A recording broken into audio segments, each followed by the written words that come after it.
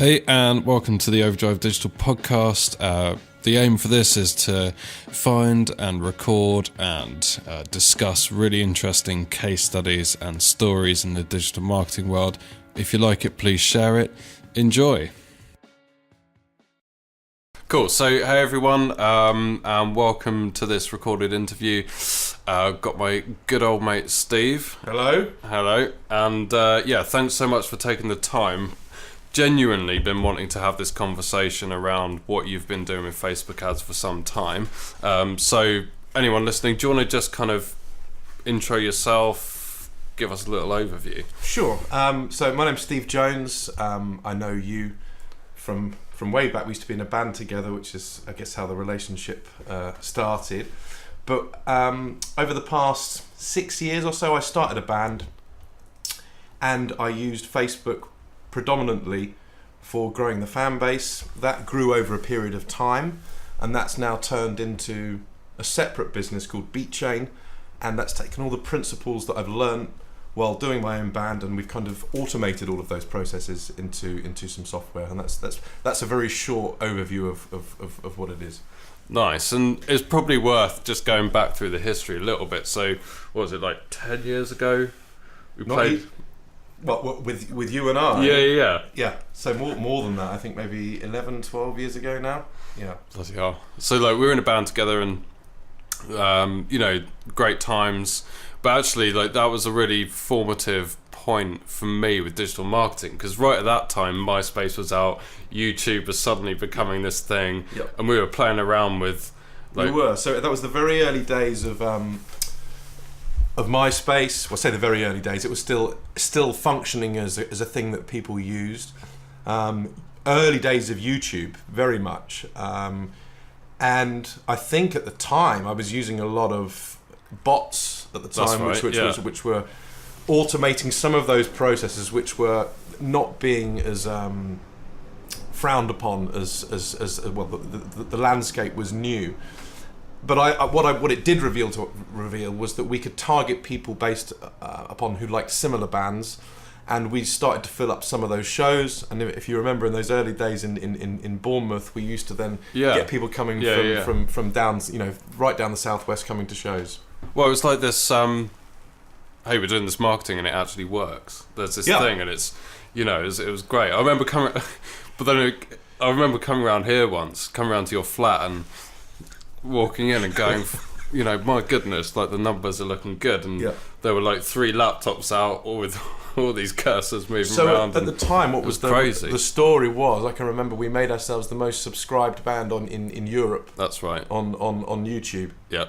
But that's before it was bought by Google, and it was they soon worked out that people were kind of heavily spamming, should I say? But it's that really revealed to me the world of which there was a landscape which we could cut out a lot of middlemen, and at that time I didn't really fully understand it, but I knew that there was an opportunity in the marketplace for it.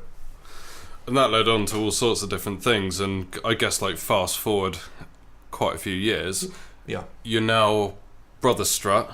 Yep. So to me, like one of the most interesting things that I really wanted to talk to you about was how you went from like concept, so day one with Brother Strut, sure, brand new band, brand new concept, to selling out venues like Coco, Ronnie Scott's, 3 album releases now? Yep. Primary driver being Facebook ads. Yep. So like, what was that first seed in terms of, hang on a minute, I'm going to try Facebook ads, this thing's working? Like, what were the kind of early seeds of that? Okay, so it wasn't quite as simple as you made in terms of that. It wasn't as logical as that. There were a few things along that path that led me to that. So initially, at the end of that deal that we had in the band that we were in together, the Velvet Hearts, I kind of felt a little bit despondent. The industry had changed a lot. The music business, people weren't getting deals in the traditional sense. There were a lot of cutbacks, and so I felt a little bit despondent at the end of that. And I knew that whatever I wanted to do, I wanted to be in control of it. So that's pretty much where I started from. So I really liked funk and soul music, excuse me, and I wanted to do something that involved that at a high level. And I thought, well, the easiest way to do that will bring on the best people that I could possibly find. And so I set about finding some incredible players. And after locating them, the idea was that we were going to do one video and we were then going to start marketing that and getting some good corporate gigs. The intention was never really to be that much of an original band to begin with, but we did one original track and we went down Metropolis Studios and I pretty much marketed that video on Facebook. I posted it. I didn't do any spending on it and nothing really happened. Okay, I didn't expect it to, but at the time that was it. And I saw the boost button that was there, or the very basic function. Yeah. And this is the very early days, so it's before Facebook really was an advertising platform. I think they had a very basic function of a couple of interests. And I remember just typing in, I think, funk and jazz or soul and a couple of things, and I tried maybe £10. And I started to get some people commenting on it, and it was absolutely, and it seems quite basic now, but it was absolutely mind-blowing. There was people saying, "Oh, I love this, where can I see you guys?"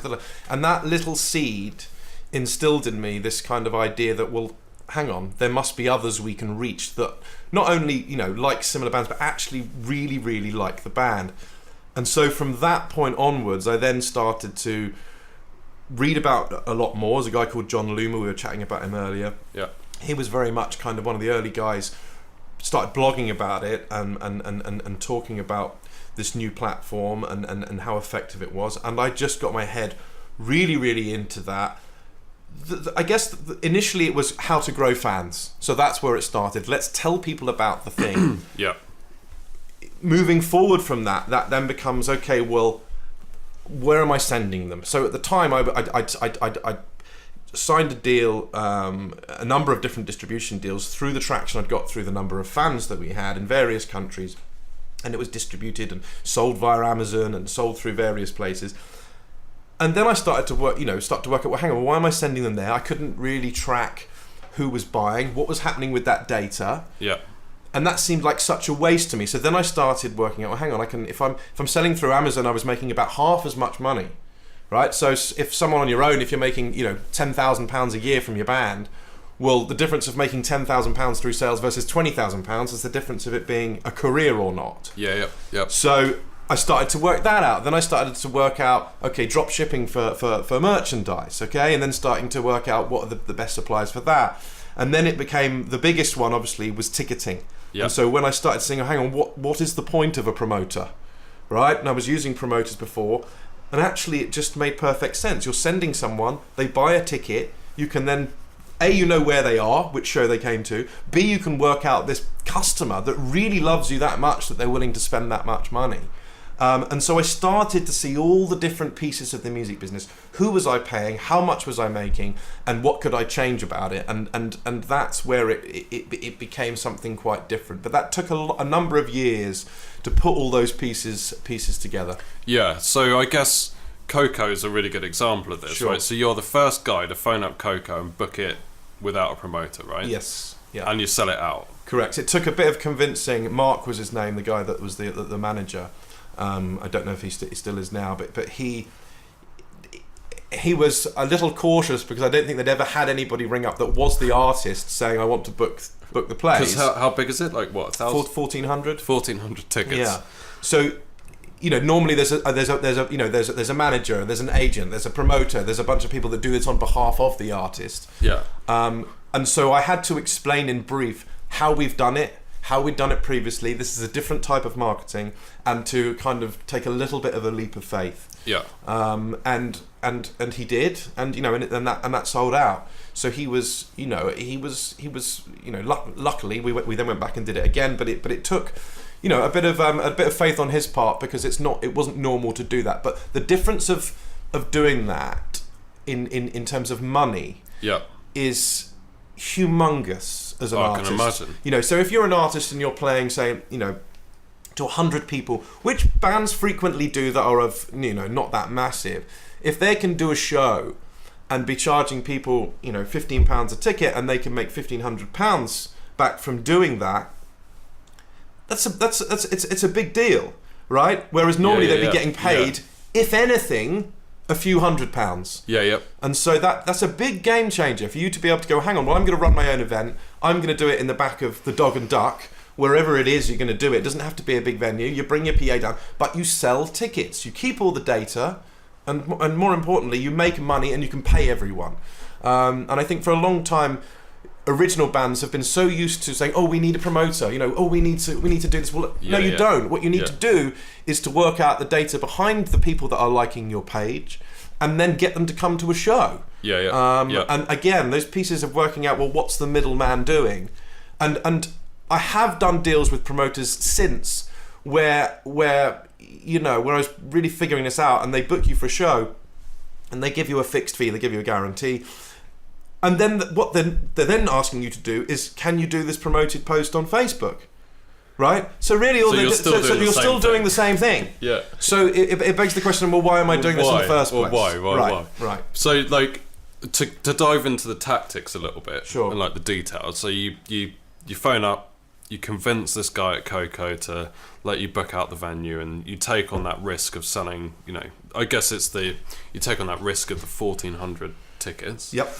Like Facebook ads, what are the sort of things you're doing? Like what are you running? What are you targeting? Like, okay, I know that's a massive thing, but so there's a certain number of things there that are fans that are already engaged, especially in a venue like that. If you're an artist out there now, I wouldn't recommend us going out and spending a load of money on a venue. So we had to test this in a number of areas at a low price to know that this worked. Yep. So before that, we did Scala. Before we did that, which is not a tiny. No, venue, that's I think it's 600 or 800, something like that. 600, I think it might be.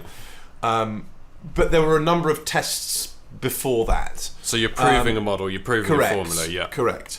In order to get to, there was a system that I had, which is take your most effective video, right, and in which case. Always of the stuff that we've tested with a number of different artists, and I'm talking about the business that I'm now working in, Beatchain, which has taken this.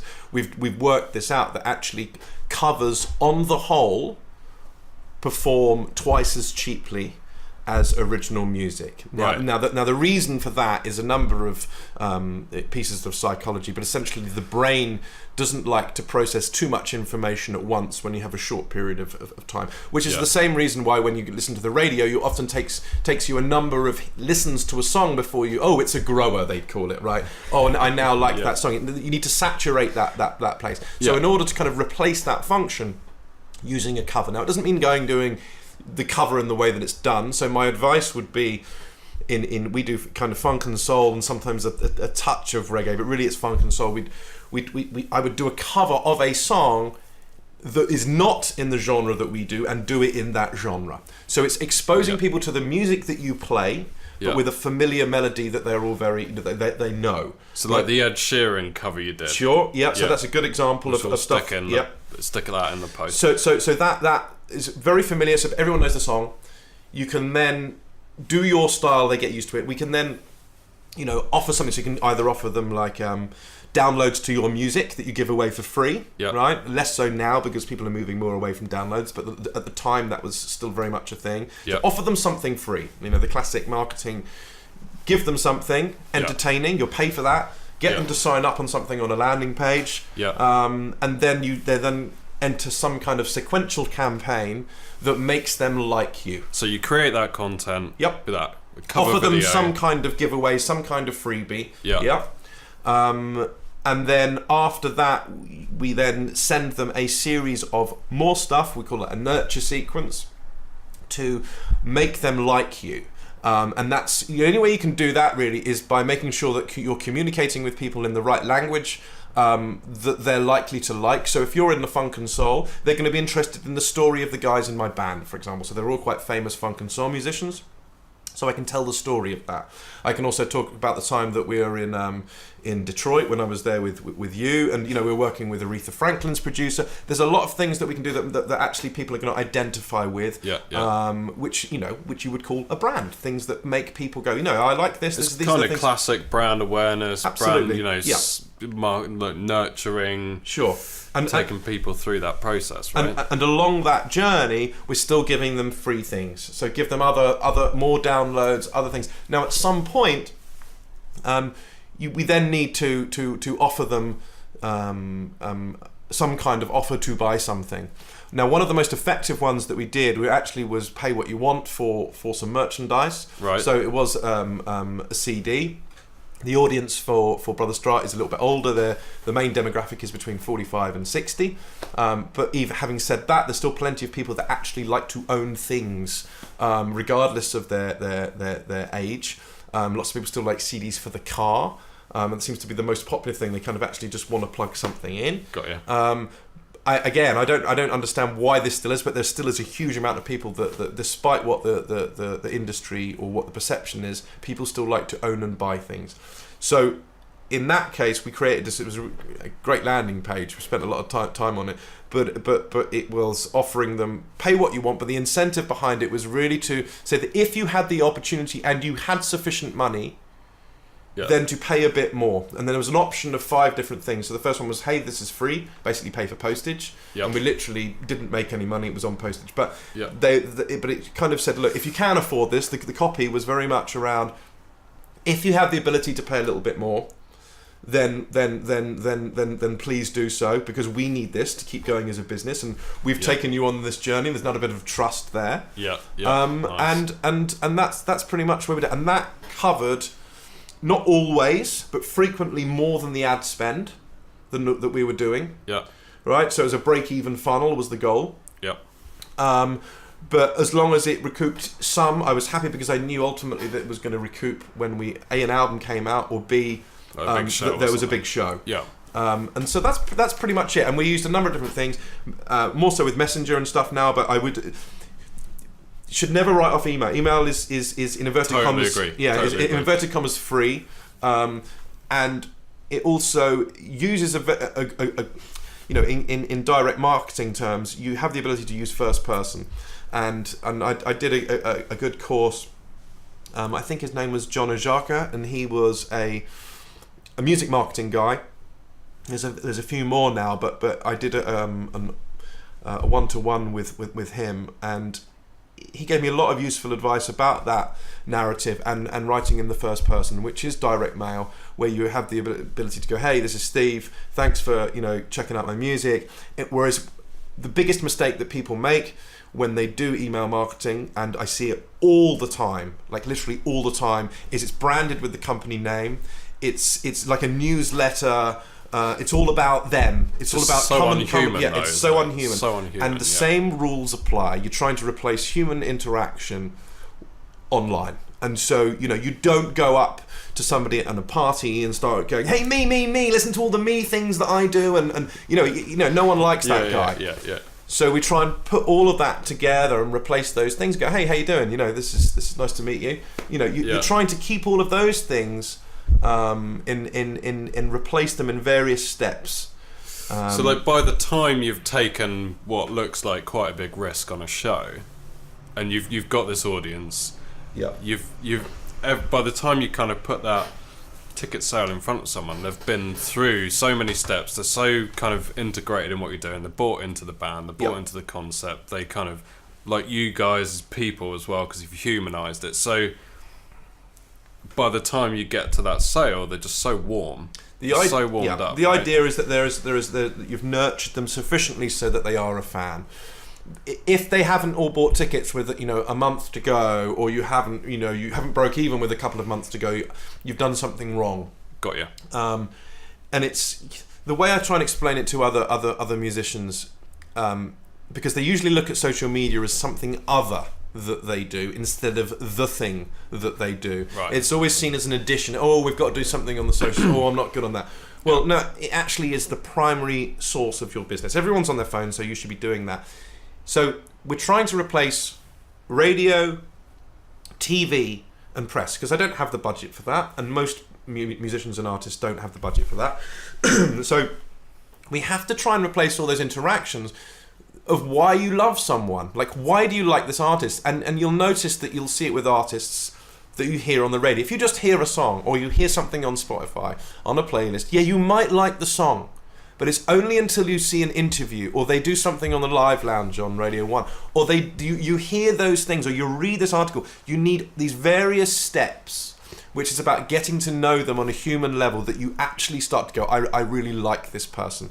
And it's that's what you've got to try and replicate on social media. And it's not easy, but once you can start to do that, it's so much more efficient in terms of money spent. If you work out how much it costs to get on radio and TV and in the press, you're talking hundreds and hundreds of thousands of pounds. And you can replicate that a lot easier with digital marketing. Got you. So it's kind of, you're really building the likability around everything and kind of collecting the data as you go. And that's that's a massive time investment. That doesn't, because a lot of people, I think, they'll look at something like, you got a product, you set up a drop shipping site, Facebook ads is a quick win. What you're saying is that, well, actually, no, if you do it right, it's such a long play, because you're really kind of getting people to buy into what you're doing. So exactly. So for retail, for example, if you're buying a television or you're buying a coat or whatever that is, actually fashion's a bad example. TV is better. There's no real relationship that you have with that TV. It's just it provides a function. So what's the deal? Give me an ad and make it good enough, and then you might do a retargeting ad after that and keep hitting them, which is Amazon's strategy. Right? You see the thing, you've looked at the thing, and now I'm going to remind you about the thing.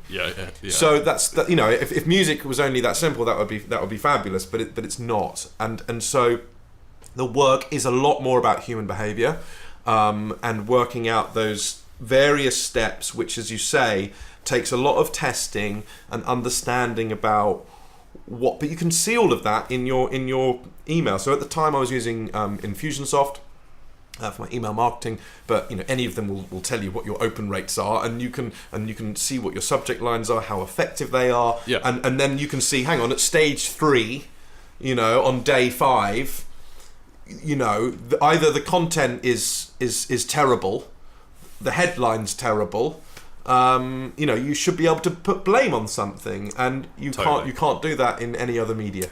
So that's why it's effective. And I guess that kind of leads on to your new business, Beatchain, which takes all of these learnings, all of these systems, all of these kind of formulas, I guess, that you've learned around what works and how to humanize it and how kind of to understand that behavior to get to that kind of long-term outcome and success. So what's Beatchain? So along this process of being in Brother Strut, on the second album, I think it was, we did some crowdfunding, and in order to do that, we did raise some money. One of the things we offered was you could book us.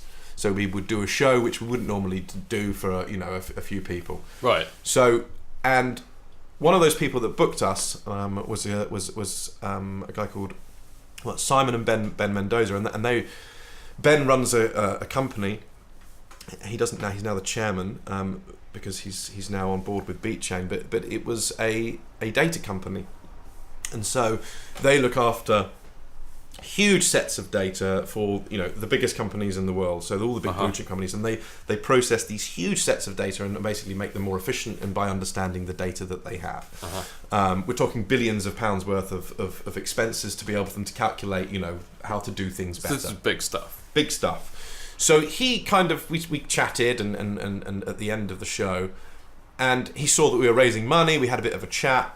And I'd recently just turned down investment from somebody else because they were too old school. They were from the music business. They weren't from this new world.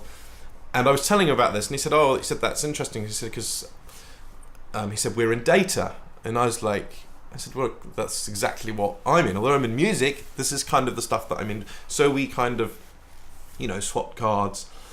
And then that became, that relationship grew. They gave us a bit of investment, and I grew it a bit more, but I didn't really have the support that I needed. And then about a year later, he then sold his company, and he was like, "No, let's do this. Let's do this properly."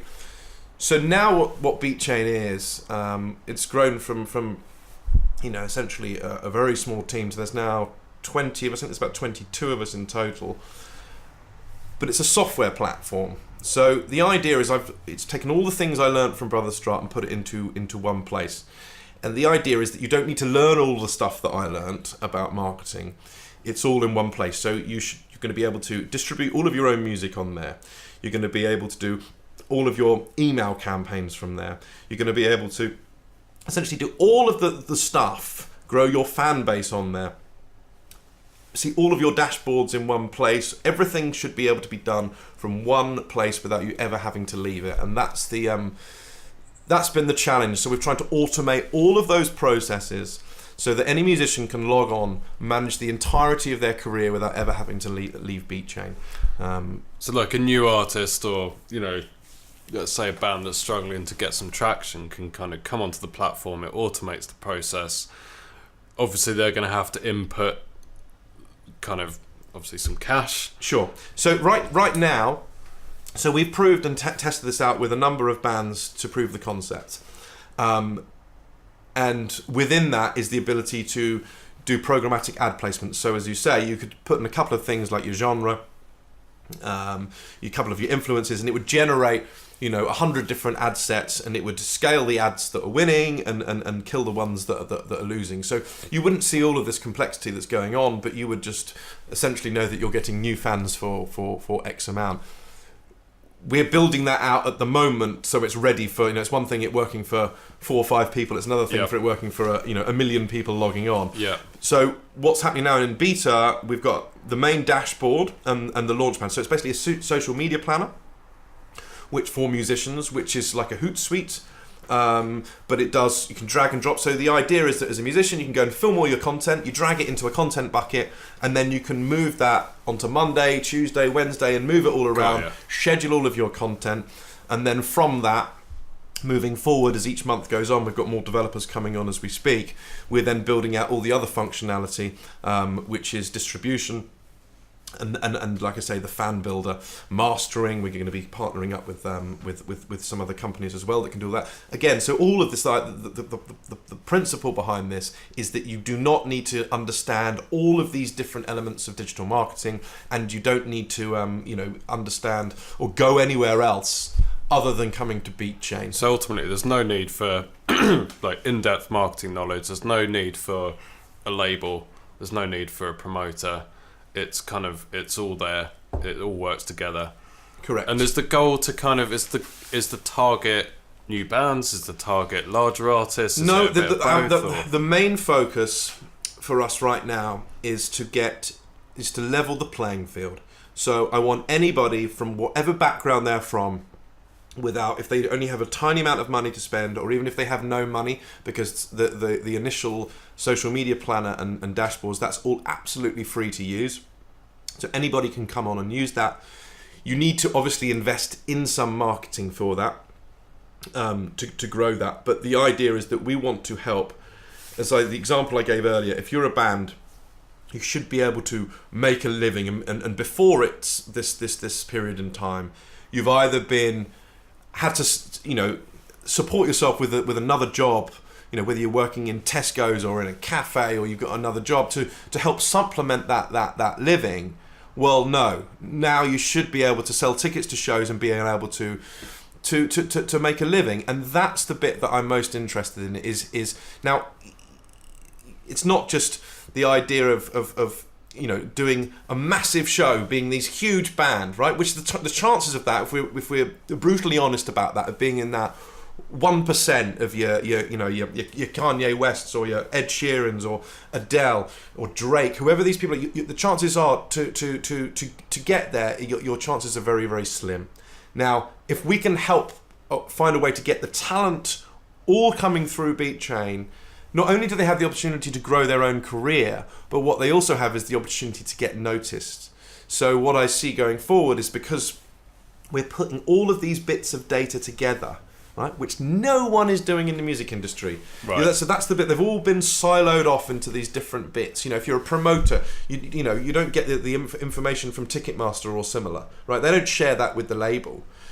So if you can sell your merchandise and you're selling your tickets, right, and you're getting your streaming data, you can start to build a very clear picture of where should I be touring, what are my fans like, what are their interests, that's where the real interesting stuff starts to happen. So that's not only valuable to the musicians to make a living living in the early days, but it's also valuable to the industry as a whole because they get to see what the trends are, what music's blowing up in which regions. So that's insights that they've never had. Never had, and it doesn't exist now because it's a huge challenge to bring all of these things together. Because there are so many moving parts. So many moving parts, and they're very guarded. So we're going to remove all of those walls. I'm interested in the little man coming on, signing up to Beatchain. So if anyone is interested in signing that, you can go across to beatchain.com. You can sign up. It's absolutely free, and you can get involved in that. In the beta test to as we try and shape this new platform of what we're calling Music Industry 2.0.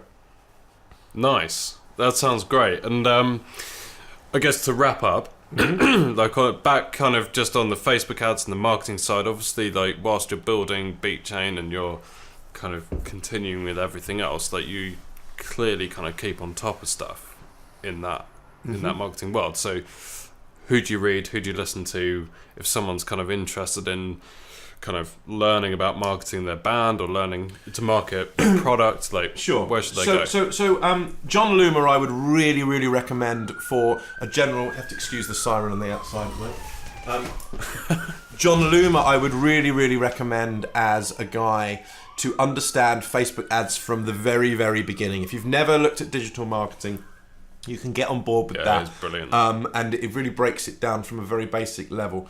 I would recommend really understanding psychology from the point of view, which is where a lot of musicians really sometimes fail to understand that it's not music that makes somebody love something.